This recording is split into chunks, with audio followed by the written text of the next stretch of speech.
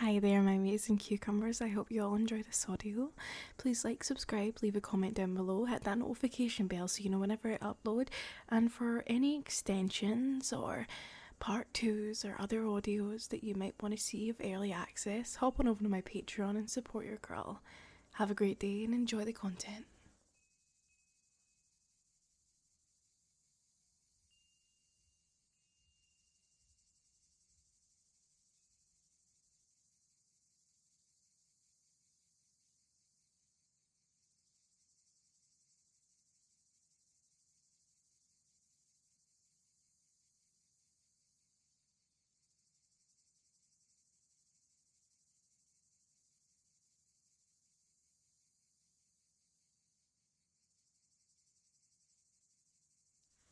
Well, my love, I believe it is time for us to sign our marriage contract. Yes, my love. Well, think of it from my eyes. You have bewitched me, my darling. I could never fathom a life where we are not together, where we are apart. But a cynical, logical part of my mind always thinks that it's appropriate to have appropriate measures in mind. Though I may love you with my heart, I must use my mind.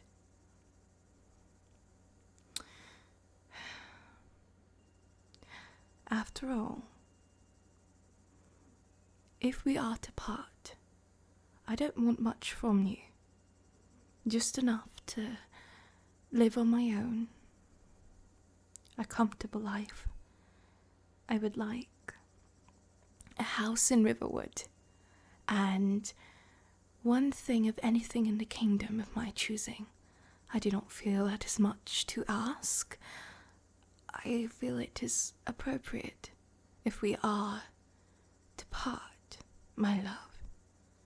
After all, I am entering into a marriage contract and promising to be faithful to you every single day. I think if we are to part that I shouldn't leave empty-handed. It's a thought of my own future. I hope you understand that. Good. I appreciate that. I feel 100,000 gold should suffice. Agreed. It isn't much, but yes. But, as I said, I could never imagine a life where we are not together. You are my king, my love, my everything.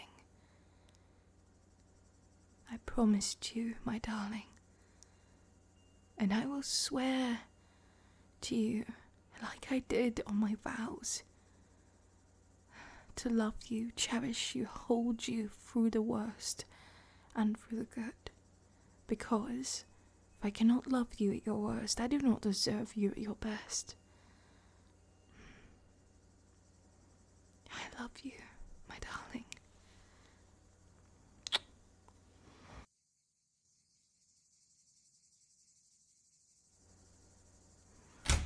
Yes.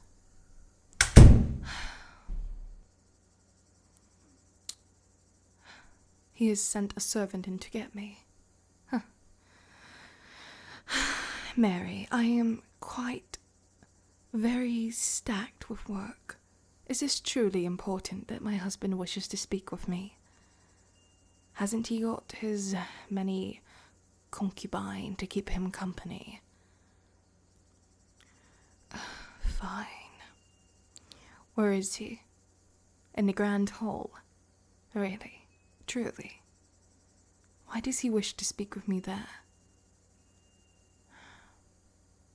Is she there? I see. Yes, run along, Mary. I will be there in a few moments. Yes, you are excused.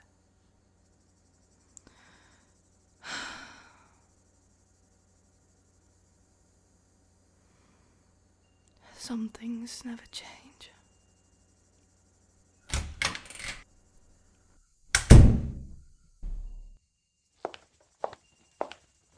Hello, my darling.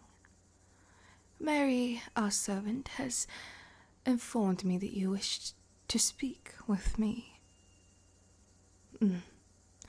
Is the concubine and the people in this room very necessary for this conversation? We could go back to my chambers where we can have a conversation in a private matter, my darling. No, you wish to do it here. As you wish, my king. What is this regarding?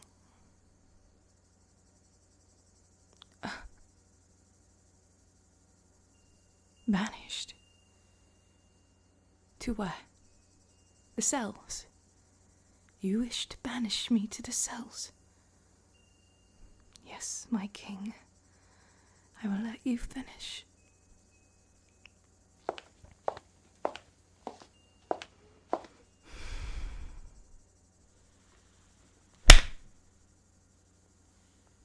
How dare you speak to me like that? How dare you talk to me like that, your wife? A harlot. You dare slander my name in front of all these people. A harlot. You have got to be insane. I cannot believe you. I cannot believe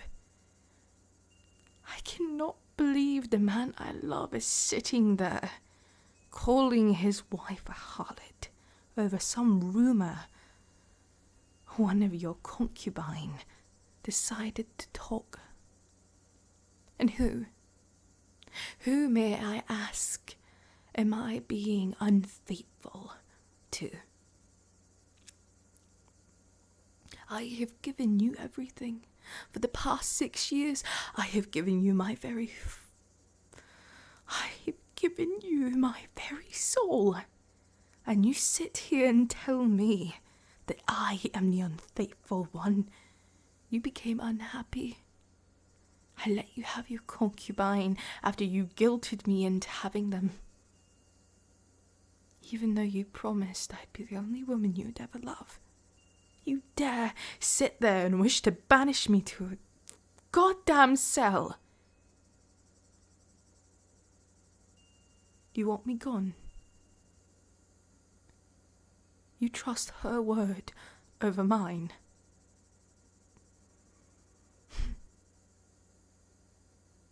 Well, Elizabeth, I believe you got what you wanted, didn't you? Can't you see what is going on? She wants me gone. You think you'll survive with me gone? No, you will not. I think you don't understand how much I do for do not interrupt me when I am talking to you. I don't think you understand how much I do for this kingdom, how much I do for you. I slave away day and night. Oh, help me, God. I am sorry I do not have perfect nails or perfect skin, and the calluses of my hands are from writing every fucking document you refuse to sign because you're too busy with your concubine in our shared chambers, which you also banished me from. You call yourself a man. How dare you? How dare you treat your wife in such a manner? I promised you on our marriage I would be here through thick and thin. I would be with you at your worst, but this is worse than worse. This is evil, what you are doing to me. I try to not let it affect me, affect us. But you But you are slandering my name. Everything we have built over the words of a goddamn concubine. Everything we have built, slandered by that wicked tongue of yours. Again and again and again. Can't you see what you're doing to us? To me? Do you even care? I ask, do you even care? No, you don't. I don't see the man I love in your eyes anymore. I don't see it, but I was wrong. It can't go on. This cannot go on. Myrtle, my darling, I have given everything to you, my body, my very soul, and I'm still not good enough. When will I be enough for you? When will I ever be something worth salvaging in your mind? When will our love, our relationship ever be worth salvaging? The answer is, it won't. You have chosen this path. I don't know what's happened to you. I don't know where the man I fell in love with is, and sure, I should take the higher ground and just leave. I should leave. I really should. But I can't. I will not scream and beg you to love me. I will not fall to my knees for a king who does not respect his wife. You give your concubine more respect than you do me. Oh, fine. You can have him. If that's what you want, fine. You want me gone? Okay, my love. But you will see how much you lose when I am gone. Because there will be no one there to make your food and make sure no one poisons it every single day. What, you think the maids are the ones making your gourmet goddamn meals every single day? No, they are not. I'm the one that cooks your meals every single day. Why? Well, my darling, I don't know if you're ever really understood about your ruling, but the past 2 years haven't been so good. Many attempts on your life. Why? The people do not agree. The people do not like the way you rule, because you do not rule with an iron fist. You think more with that than you do your goddamn head. The only reason this place is running is because of me. So, my darling, when I'm gone, how long do you think it will take before your little concubine or concubines end up poisoning you in the wine? You think they won't? You think I haven't already caught one of them trying? You think they love you? You're wrong. You helped me believe. You helped me see that love really is just a fucking illusion. But thank God I trust my heart, or my mind, when I made that contract. Oh, please, darling, you really think I don't remember the contract we signed on our wedding? Don't be so absurd. Of course I did. I have copies of that contract. 100,000 gold in hand, a house in Riverwood, and one thing of my choosing, anything in this kingdom. Fine, darling.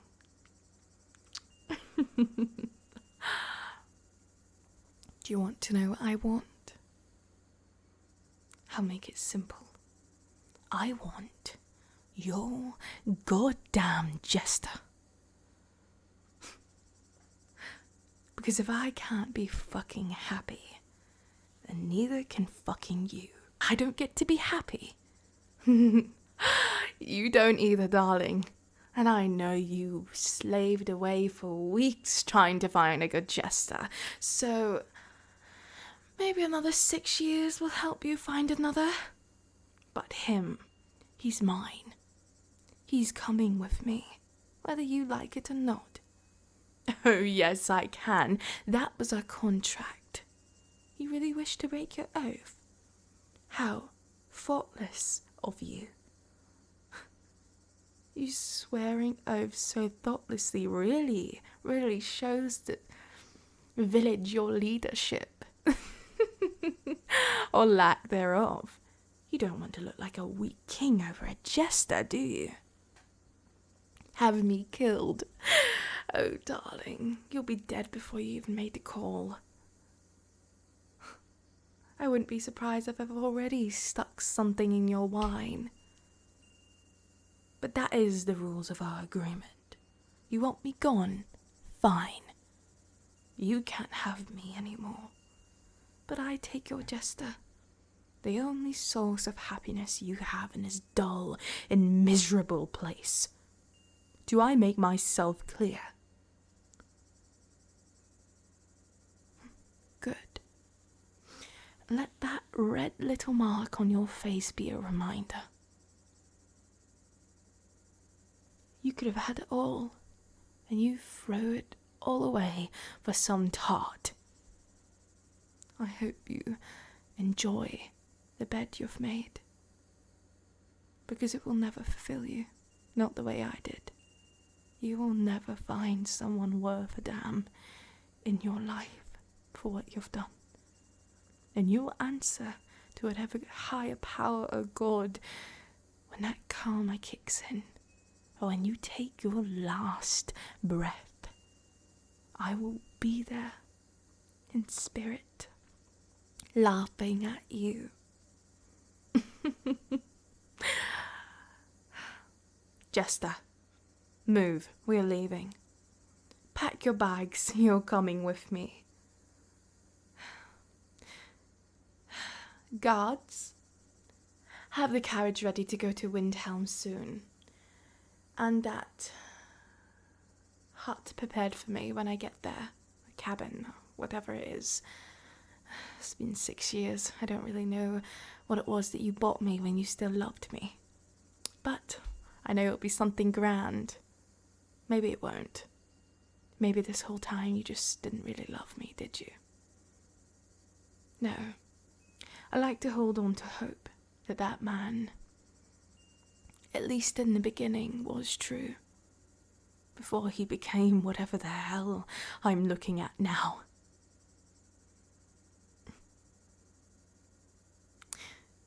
This is over. A part of me pains to say that. But you have hurt me in a way I can never come back. You can never fix this. Do you understand? Good. Very well then. Goodbye, my king. Have fun with your concubine. Let's see how long they last before you behead them. Throw them into the river, or whatever it is you do with them these days. Jester, move.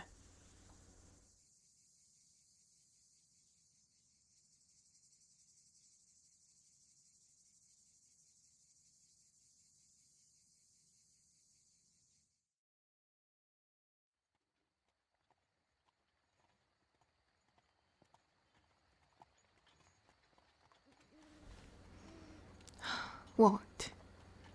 Don't look at me like that. Like I'm another emotional wreck about to implode. I'm fine. Jester, please. I have no more tears left to cry for that man. He doesn't understand how much I did for him. He doesn't get it. Now I have to pack my whole life up in a trunk and leave my home too. Because he wants his concubine, but we will see how long that lasts. He doesn't get it how much I did. He thinks his own men like him. No, they don't. They all speak behind his back, calling him insufferable. Well, he can put two and two together. And I don't blame them. He is. But the sad truth is he wasn't always like that. He used to be so romantic, loving, caring. God, I miss him. The real him, not whatever this monster he has become.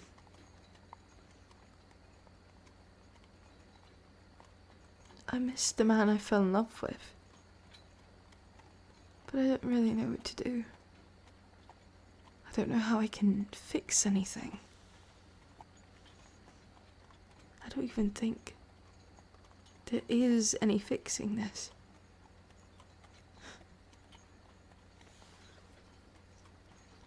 Who knows?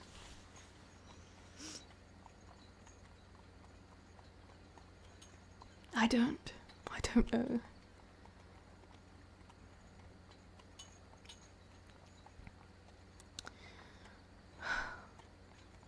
I've lost the man I married. And he had the audacity to tell me that he was going to banish me to the fucking dungeon.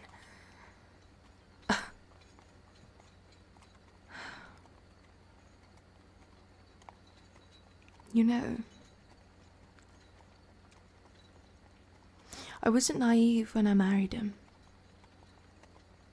I understood the world and how cynical and dull it is. I got it. Where are we going? We're going to Riverwood. I suppose that ties in quite well to this story, doesn't it? See, when I was a little girl, I was lonely a lot. I had no one. My father was overprotective and a cruel, cruel man. He was not nice, but he wanted me to be trapped away. But then he realized how sad and miserable I was late into my teens. Then he gave me a gift on my 18th birthday. He gave me a jester. That gift would turn out to be a nightmare. Because that was the first man I'd ever loved.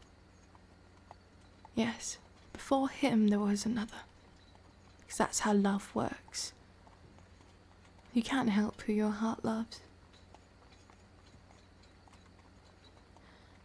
My father found out my feelings towards him. Found out that he loved me as well. And he killed him.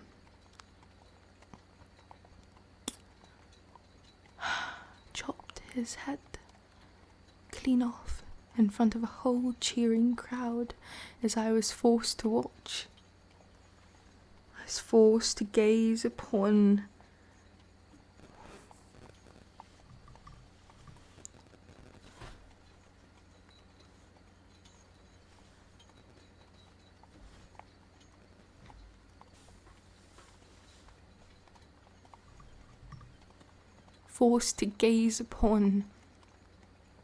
what this world really is. He grew up in Riverwood. We used to talk about it all the time. He said one day we would run away and we would go there because it wasn't just about love or loving him, it was about me being happy. I didn't want all this, the power, the being a queen. I didn't want any of it. He said one day I could be free, and he would take me to his home. I didn't just fall in love with him. He was my best friend. But we move on. I feel a part of me does feel a little bad for moving on, or more so forced to marry him. Yes, I was forced to marry my husband, but we fell in love along the way. We did. But my first love was like my kindred spirit, and I always longed to go to that home he had set up, waiting for me. That cabin I made him buy, that was his home. He's been waiting there for years, gathering dust.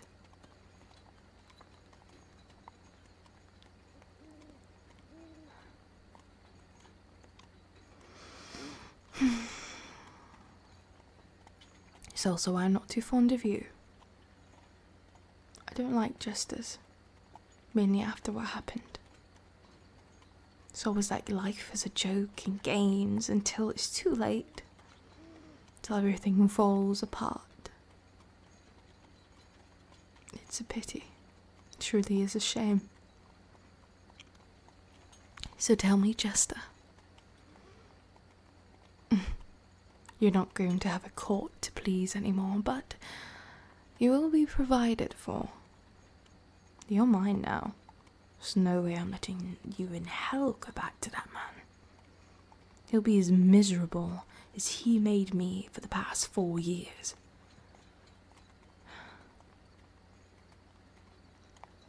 Oh, he can drown in his concubine. Let's see how long he lasts before one of those actual harlots actually tries to kill him. I'd give it a week, max. No, he's stubborn. There's no way he'll come crawling back. He'd need to be forced to. He needs me, but I don't need him anymore.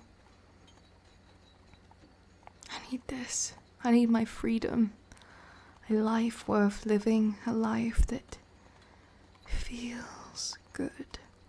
The sun on my skin, sitting by a river, fishing for salmon every single day, cooking and just doing what I love, reading. I need this for me. I need to be alone. So I suggest you hang up your jester outfit. You won't really be needing it much anymore unless you're going to parade around the taverns and give the locals a little bit of gossip.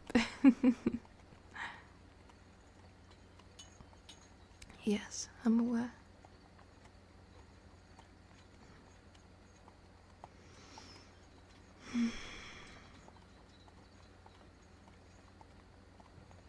We're almost there. We should be there eventually. Of course.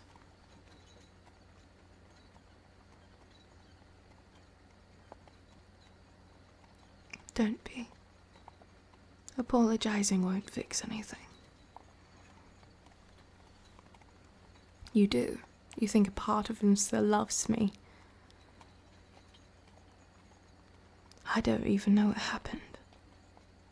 But that is not my love anymore. That is not the man I married. That is not the man I fell. That is not the man I fell in love with. And I could just say that over and over again, but it will not change anything. It will not take me back in time to the good moments.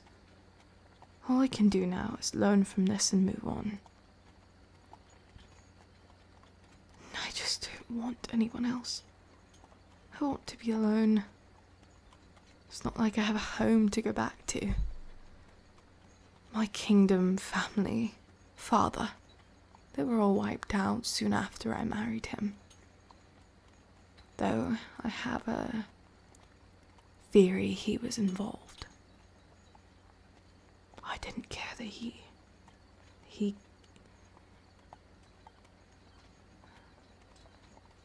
killed my father, but it was my mother. I could never prove it, of course. I could never. Maybe that's what happened. Maybe he did do that and could never look at me the same way again. I don't know. About the jester? No, I don't think he ever did know about him. Not that I'm aware. My father told me never to speak of it. Or my head would be just like his. So, I never did. What was I supposed to do? I was to be seen and not heard. All the time. It is exhausting. Constantly.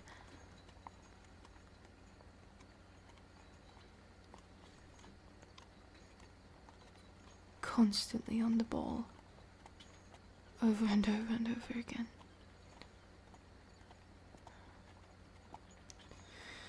Right. We'll be arriving here soon, so I'm going to get some sleep. Wake me up when we're there, Jester. Good. There's a sword there if any bandits try to get on board, but I doubt it. But just in case. Of course. Yes, yes. I will. And don't call me that. Just... I don't want any of them to know where I've come from. I just want to be a simple girl. They might call me weird for not having anyone. Whatever. I want my peace, Jester. So just do not tell anyone who I am. Okay? Good. We should be able to make this work. You will do as I tell you to, and in return, you will have your whole life provided for. You will not be forced to make jokes 24/7, your life threatened or your family. Which is a good question. Do you even have a family? I'm sorry to hear that. It is a pity.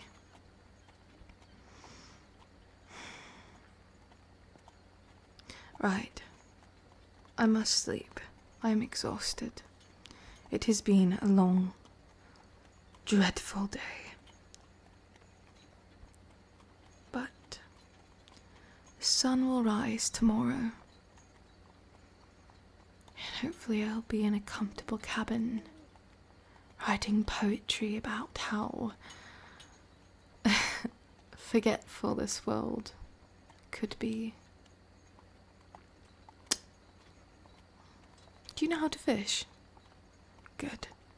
I was never taught, so I might need help with that. Of course. Right, silly me. Night. Yes, yes. Keep a lookout. Try not to wake me. No doubt, with the way this horse is going, I'll probably end up being woke up at the next rock. Sleeping on a carriage isn't exactly easy now, is it?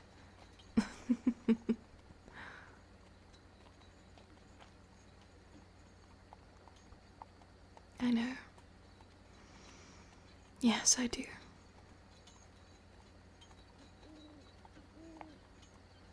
Thank you for swearing your loyalty to me now.